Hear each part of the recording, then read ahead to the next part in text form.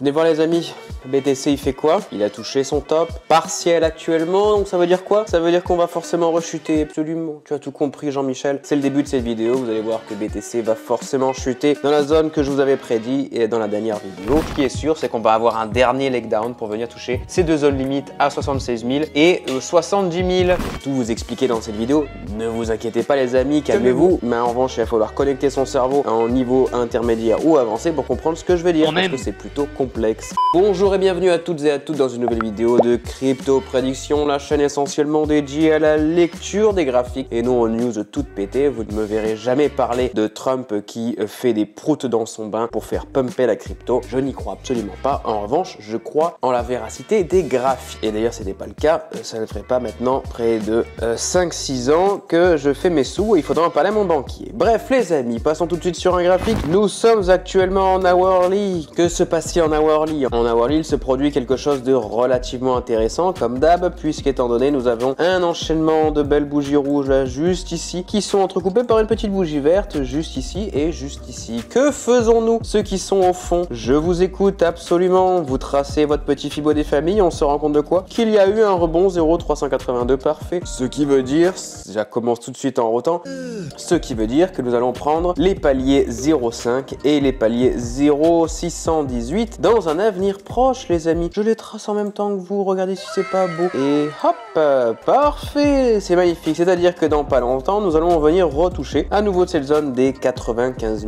100 grand max pour un top partiel en hourly. Et oui, les amis, n'oubliez pas, la fractalisation des cours des actifs, c'est toujours la même chose. Ce qui est vrai en 1 heure l'est aussi en 3 heures, 4 heures, 5 heures. Je me répète, je fais la même chose que les youtubeurs fitness en répétant 300 fois comment faire un développé couché. En revanche, qu'est-ce que l'on observe? Si on dézoome un petit peu et qu'on n'est pas trop débile, on se rend compte qu'effectivement, ben oui Jean-Michel, on a toute cette zone là qui n'a pas été reprise à absolument aucun moment, puisqu'aucune bougie rouge n'est venue retoucher et bien cette zone là, par exemple juste ici, ou encore justement cette zone là, qui justement reste ouverte. Ce qui veut donc dire qu'il existe, je vais la tracer un petit rectangle, une zone partielle juste ici. Cette petite zone partielle fait également office d'écho, où est-ce que je suis là? Ouh, je suis parti loin. Cette petite zone partielle fait également écho à mon ancienne vidéo où je vous expliquais qu'il y avait un retour sûrement aux alentours de au moins 80, au moins à 83 voire 87K. Bon, ça les amis, on va passer en daily et en week pour vous expliquer un petit peu comment ça se passe. En revanche, en hourly, on est plutôt sur une fin de tendance à ce niveau là, puisque là on va récupérer les derniers paliers juste ici. Il faudrait qu'on fasse un nouveau lower low pour confirmer une tendance baissière, mais dans tous les cas il restera toujours ces paliers d'ouvert, donc dans tous les cas on risque sûrement de faire des petits oui comme ceci, et c'est parfait pour moi parce que ça m'arrange. Il faut toujours que le cours d'un actif diminue sous forme d'escalier, absolument, plutôt qu'il diminue de façon drastique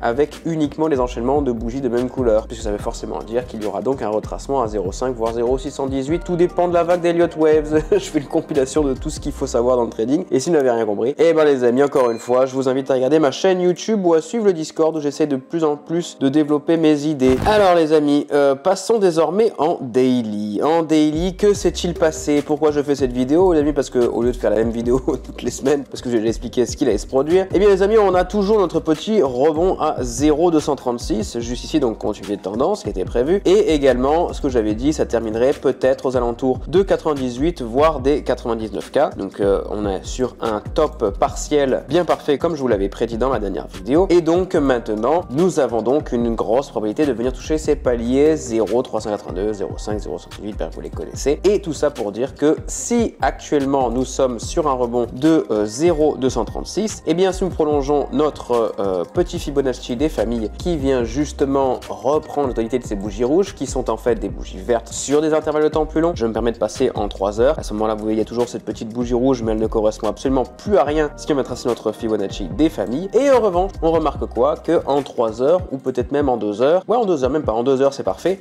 on remarque qu'on a donc une césure en dessous de 0,236 et combien quoi? Qu'on vient de fermer en dessous, absolument. Justement cette bougie rouge vient donc confirmer que nous sommes actuellement pétés sur un down des familles qui va venir forcément retoucher les 91 009. Seulement les amis, qu'est-ce que l'on remarque? En weekly, rappelez-vous, nous sommes sur une vague C qui risque de descendre très bas, mais en revanche sur notre graphique actuel, bon en 2 jours c'est pas forcément très parlant, mais on est plutôt sur une vague impulsive négative qui va arriver et on a justement fait un higher low. Oh là là, regardez juste ici, un lower low. Si c'est pas magnifique, cela veut donc dire qu'il y a donc confirmation de tendance négative dans les prochains jours. Et qu'est-ce que ça veut dire également? Ça veut dire que si on retrace la totalité de notre petit Fibonacci des familles de cette vague actuelle, eh bien nous avons une probabilité de venir faire un retracement 1.5 voire 1.7, donc un retour au 76K. Quoi ça correspond en weekly? Regardez, c'est pas beau. En weekly, si on refait exactement la même chose en supposant qu'on est actuellement sur un top partiel, on a en vague C, donc peu de chances que ça fasse un 1.5 ou 1.7, mais en revanche il y a peut-être des probabilités que ça fasse donc ceci,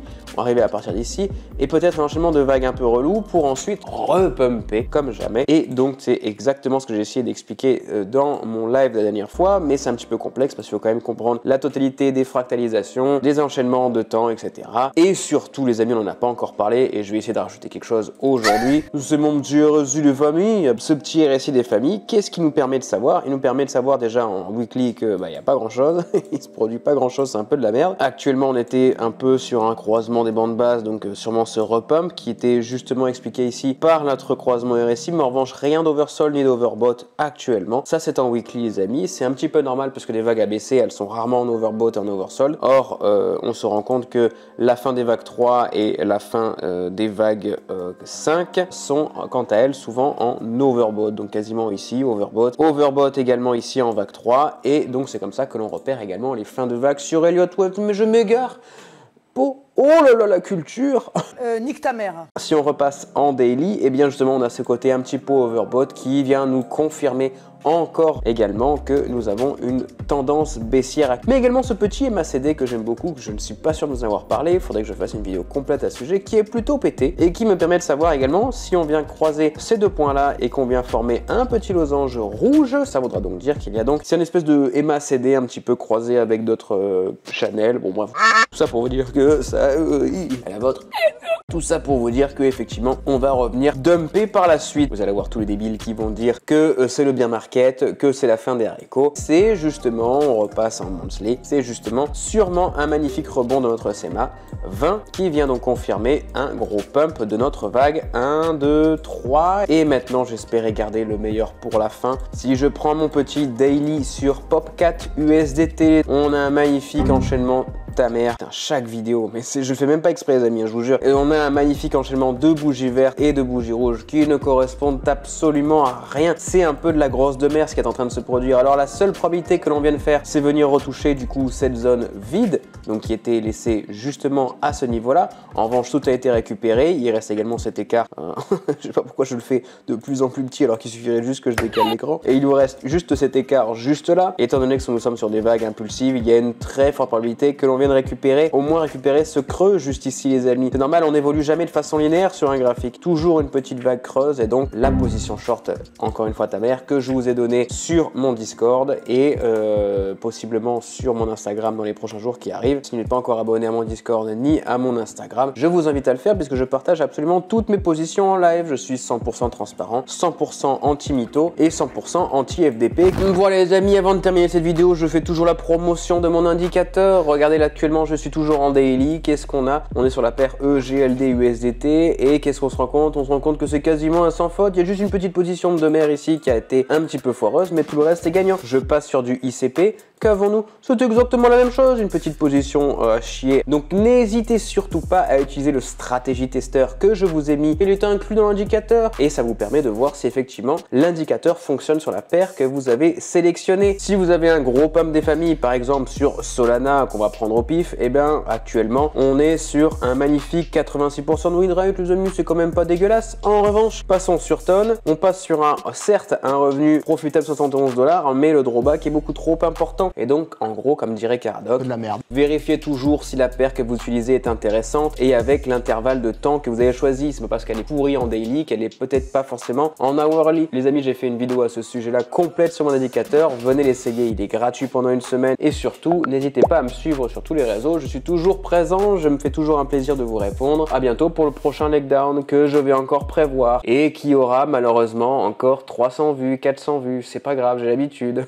Ça fait maintenant un an que je prévois des centaines de moves et dès que je fais la moindre erreur, ça me retombe sur la gueule. Bref les amis, c'est l'histoire de la vie. Je suis un artiste perdu. Allez, à tantôt les gars. J'en raconte bien de la merde. Allez, bisous.